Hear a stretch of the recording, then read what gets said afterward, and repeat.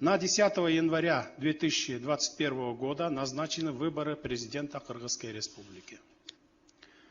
Проведение честных и конкурентных выборов нового президента – это залог дальнейшей стабильности в стране. И для этого у нас есть твердая политическая воля. Хотел бы особо отметить, что наша страна остается полностью приверженной всем своим международным обязательствам и строгому выполнению всех ранее подписанных двусторонних и многосторонних договоров и соглашений. Участие Кыргызстана в ШОС является одним из приоритетов во внешней политике государства. Уважаемые главы государств, выражаю надежду, что сотрудничество наших стран будет результативным и будет способствовать повышению уровня жизни наших народов. Благодарю за внимание. Уважаемый исполняющий обязанности президента, премьер-министр Кыргызстана, спасибо большое за ваше выступление.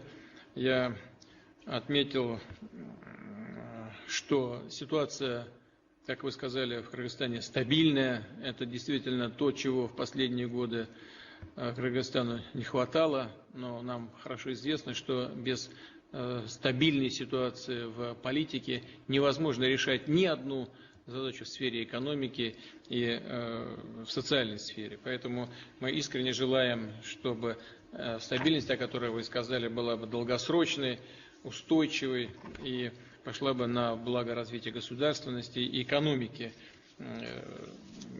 Кыргызстана. Из содержательных вещей, связанных с сотрудничеством в сфере взаимодействия по развитию как раз экономической сферы, отметил бы ваше замечание по поводу необходимости уделить больше внимания инфраструктуре. У нас конкретные есть проекты и между Кыргызстаном, Россией, Китайской Народной Республикой. Я надеюсь, что та преемственность в политике, о которой вы сказали, она будет реализована на практике. Россия со своей стороны будет делать все для того, чтобы вас поддержать, и особенно в вашем стремлении действовать именно таким образом.